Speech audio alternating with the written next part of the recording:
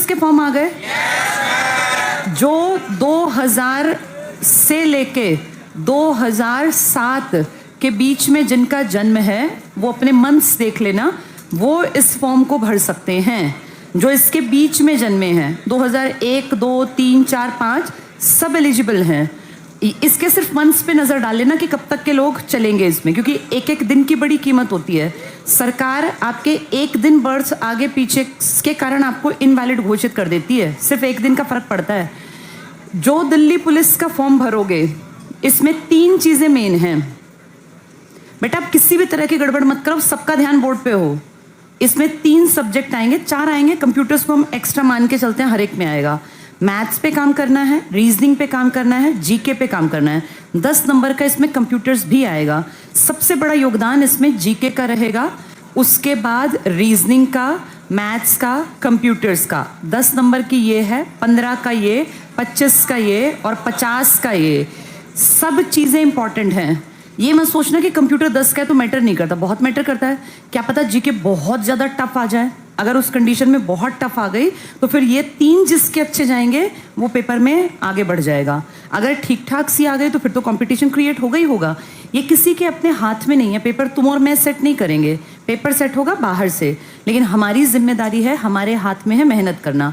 अब एक एक दिन घटता जाएगा, पेपर के करीब लाता जाएगा तुम्हें, तो एक दिन की बड़ी कीमत है। बहुत ध्यान से सुना करो, क्या पता कहाँ से एक नंबर आएगा। और दिल्ली पुलिस में नौकरी का मतलब लगते ही तुम्हारी लगभग 40-42 हज़ार के आसपास की सैलरी अब है। और अब तुम देखना, ये जो पे कमीशन आ रहा है 2026 में जनवरी में, इसके बाद 100% पे स्केल बढ़ के और लगभग ये मान के चलो 60,000 के आसपास सैलरी रहेगी पहली। ये कांस्टेबल की बात कर रही हूँ। इतनी सैलरी बढ़ना कोई बहुत बड़ी बात नहीं है बेटा। मैं जब लगी थी ना, जब मेरी ज्वाइनिंग हुई थी 2005 तक रुपए मिलते थे कम। 2006 में हमारे टाइम पे कमीशन आया और जो तनख्वाह हमारी 10-11 हज़ार थी ना, वो उस टाइम पे एकदम बढ़ के 25-26 हज़ार हो गई थी। उस टाइम पर 15 हज़ार रुपये एकदम से बढ़े थे। तो ये मान के चलो अब तो बहुत ज़्यादा रुपए बढ़ेंगे।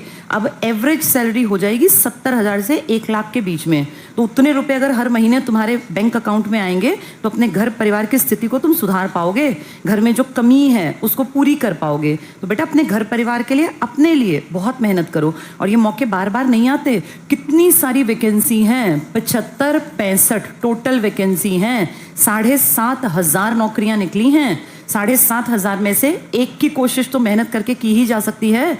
और ये तैयारी सिर्फ यहाँ काम थोड़ी आएगी, ये सेम तैयारी तुम्हारी कल को ग्रुप डी में काम आएगी। आधे से ज़्यादा सब्जेक्ट तो तैयार हुए मिलेंगे, जो बच जाएंगे वो आगे कर लेना। अब ये मान के चलो कि यार फॉर्म भरना है और सिलेक्शन लेना है, टाइम पास नहीं करना। कुछ लोग इनको कितना ही टाइम मिले वो कीमत को समझते ही नहीं है।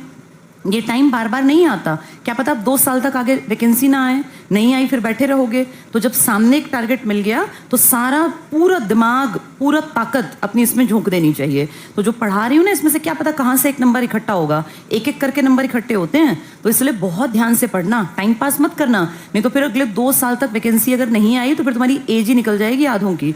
ये पता नहीं होता, क्या पता अगले 4 साल तक भी ना आए, क्या पता अगले 6 महीने बाद फिर आ जाए। तो अपनी तैयारी ऐसे रखो कि फर्स्ट नहीं, हमारा लास्ट अटेम्प्ट है। इतनी मेहनत से इसमें बैठेंगे, इतनी मेहनत करके इसमें अपने मार्क्स लेके आएंगे।